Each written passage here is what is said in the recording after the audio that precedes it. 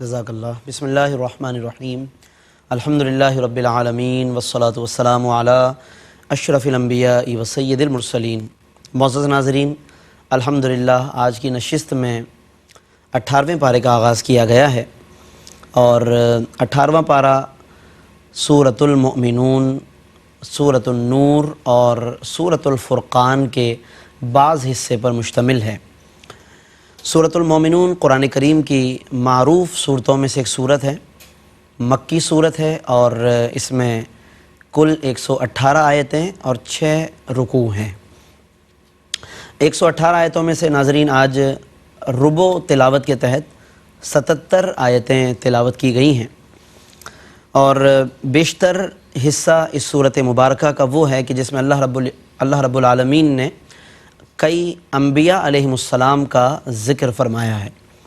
اور جب ہم بالکل ابتدا کی بات کرتے ہیں کہ جس بنیاد پر اس صورت کو سورۃ المؤمنون کہا جاتا ہے، اس کی وجہ یہ ہے کہ پہلی ہی آیت میں اللہ رب العالمین نے المؤمنون کا لفظ فرمایا ہے، اور فرمایا کہ قد افلح المؤمنون، صاحبان ایمان کامیاب ہو گئے۔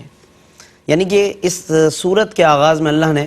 کامیابی کا اور فلاح کا اعلان فرمایا ہے، اور فلاح عربی میں ایسی کامیابی کو کہتے ہیں کہ جو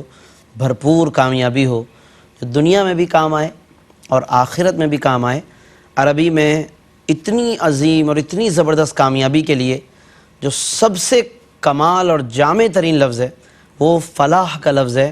اور اللہ رب العالمین نے وہی لفظ یہاں ذکر فرمایا ہے، قد افلح المؤمنون کہہ کر فلاح کا اور کامیابی کا اعلان فرمایا ہے۔ اور پھر اس تسلسل میں کہ کون سے صاحبان ایمان کامیاب ہیں، تو 10 آیتوں تک اللہ رب العالمین نے مسلسل اہل ایمان کی مختلف صفات اور مختلف خوبیاں بیان فرمائی ہیں۔ چنانچہ اگر ہم اس کو صرف ترجمے کے طور پر بھی غور و فکر کریں تو کافی باتیں اس میں سے وہ ہیں کہ جو آسانی سے ہم سمجھ سکتے ہیں۔ فرمایا کہ قد افلح المؤمنون، اہل ایمان کامیاب ہو گئے، الذین هم فی صلاتہم خاشعون، کہ جو اپنی نمازوں میں خشوع و خضوع اختیار کرنے والے ہیں، یعنی کہ اپنے دل اور جسم، یعنی جسم، روح اور دل کی حضوری کے ساتھ جو نماز ادا کرتے ہیں، فی صلاتہم خاشعون، والذین هم عن اللغو معرضون، لغویات سے اعراض کرنے والے ہیں، فضول، بیکار اور بے فائدہ کاموں سے بچنے والے ہیں، والذین هم للزکاۃ فاعلون، اور زکوٰۃ ادا کرنے والے ہیں یا تزکیہ نفس کرنے والے ہیں،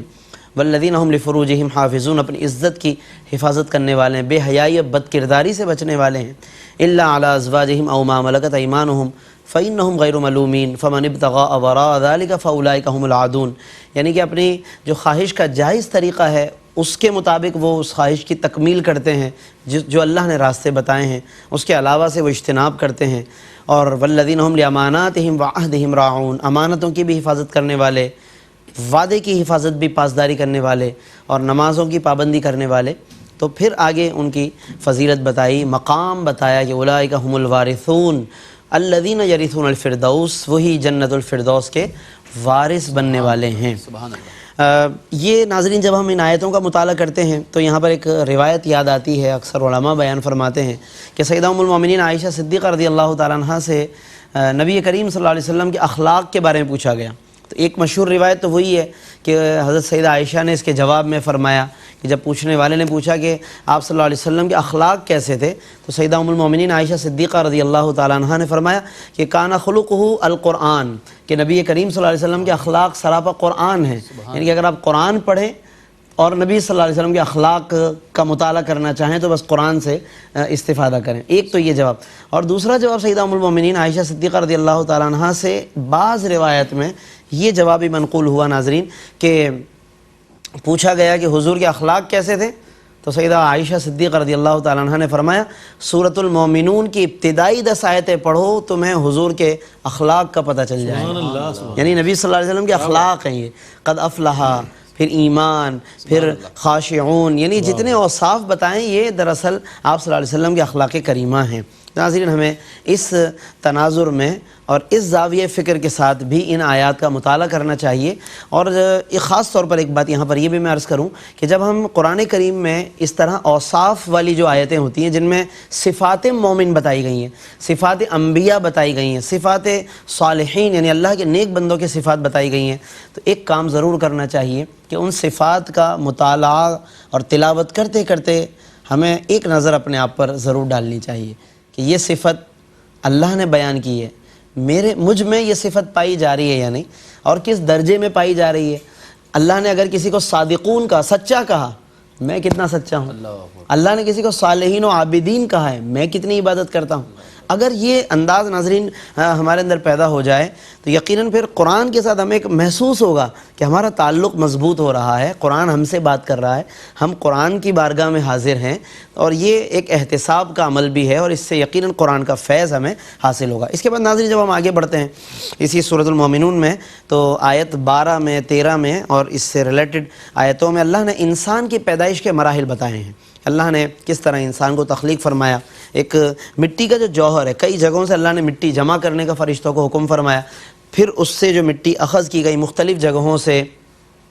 وہ جو مٹی جمع ہوئی جس کو جوہر آپ کہہ سکتے ہیں، اس سے اللہ رب العالمین نے انسان کی تخلیق فرمائی، یعنی حضرت آدم علیہ السلام کی، پھر وہ سلسلہ چلا، پھر فرمایا ثم جعلناہ نطفۃ فی قرار مکین، پھر اس کو ایک نطفے کی شکل میں ہم نے رکھا ایک مضبوط محفوظ جگہ میں، یعنی کہ ماں کے پیٹ کو اللہ نے قرار مکین فرمایا گیا۔ ثم خلقنا النطفۃ علقۃ فخلقنا العلقۃ مضغۃ فخلقنا المضغۃ عظاما، پھر اس نطفے کو اللہ نے علقہ ایک جمع ہوا خون بنایا، اس کو ایک گوشت کا ٹکڑا بنا دیا،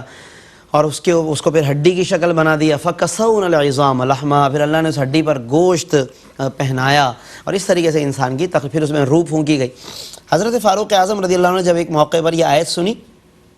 بے اختیار ان کی زبان سے نکلا کہ فَتَبَارَكَ اللَّهُ أَحْسَنُ الْخَالِقِينَ، اللہ کتنا بابرکت اور کتنا بہترین تخلیق فرمانے والا۔ اس وقت تک یہ آیت کا یہ حصہ نازل نہیں ہوا تھا، جیسے ہی سیدنا فاروق اعظم کی زبان سے ادا ہوا کہ فَتَبَارَكَ اللَّهُ أَحْسَنُ الْخَالِقِينَ، تو بس اللہ رب العالمین نے اسی جملے کو آیت کا حصہ بنا دیا۔ اور آج جب آپ آیت پڑھیں، تلاوت کریں، اور قاری صاحب نے بھی ماشاءاللہ تلاوت کی اور آپ حضرات نے سماعت کیا، تو یہ فتبارک اللہ احسن الخالقین یہ آیت میں موجود ہے، اور یہ سیدنا فاروق اعظم رضی اللہ عنہ کی زبان سے اللہ نے پہلے ادا کروایا۔ یہاں سیدنا فاروق اعظم رضی اللہ عنہ کا مقام بھی پتہ چلتا ہے کہ اللہ کی بارگاہ میں ان کا کیا مقام ہے، سیدنا فاروق اعظم رضی اللہ عنہ کا۔ اور ناظرین پھر اسی میں حضرت عیسیٰ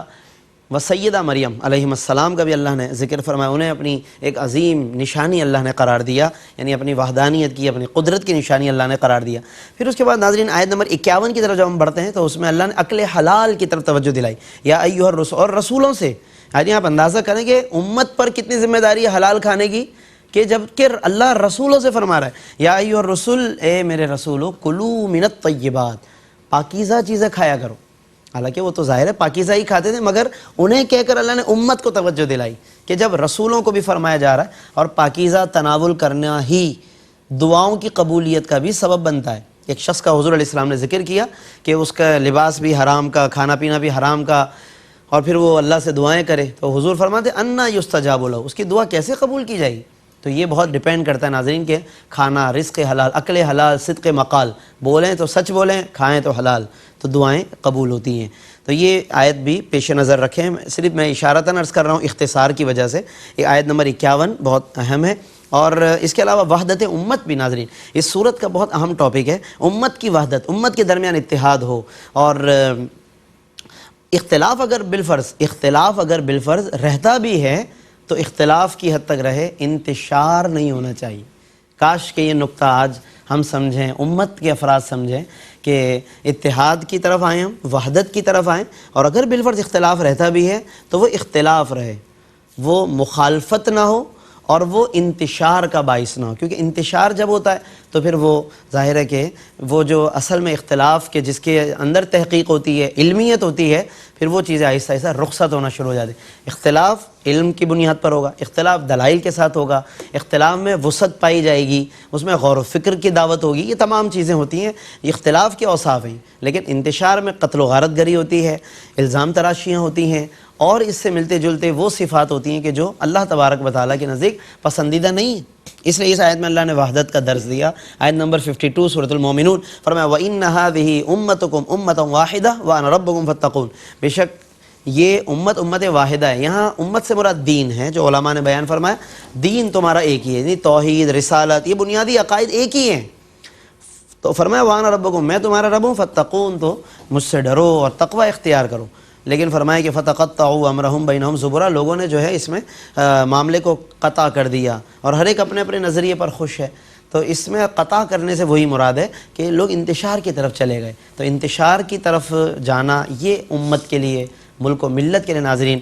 خطرناک ہے۔ تو ہمیں کوشش کرنی چاہیے کہ ہم انتشار کی طرف نہ جائیں اور باہمی منافرت کی طرف نہ جائیں، اس سے جتنا ہو سکے ہم اس سے اپنے آپ کو، دوسروں کو محفوظ رکھنے کی کوشش کریں۔ اور مزید جب ہم اس پاؤ کی اور ربو کی تلاوت میں اختتام کی طرف گئے تو دو گروہوں کا ذکر جو اکثر صورتوں کی زینت ہے اور رہا ہے کہ دو گروہوں کا ذکر اکثر ملتا ہے۔ اللہ ایک کامیاب لوگوں کا ذکر کرتا ہے اور وہ لوگ کہ جو ہلاک ہو گئے ان کا ذکر فرماتا ہے۔ یہ اکثر صورتوں میں آپ کو ملے گا۔ اس میں غور کرنا چاہیے کہ وہ کون لوگ ہیں جنہیں اللہ کامیاب قرار دے رہا ہے، اور وہ کون ہے کہ جو ناکامی کی طرف جا رہے ہیں، جنہیں رب فرما رہا ہے کہ یہ ہلاک ہو گئے یا ہلاک ہو جائیں گے، ہلاکت کی طرف جا رہے ہیں۔ تو اس صورت میں بھی اس طرح کی آیتیں بہت ساری موجود ہیں، اس کو ضرور ہمیں مطالعہ کرنا چاہیے۔ اور اسی کے ساتھ ہم اس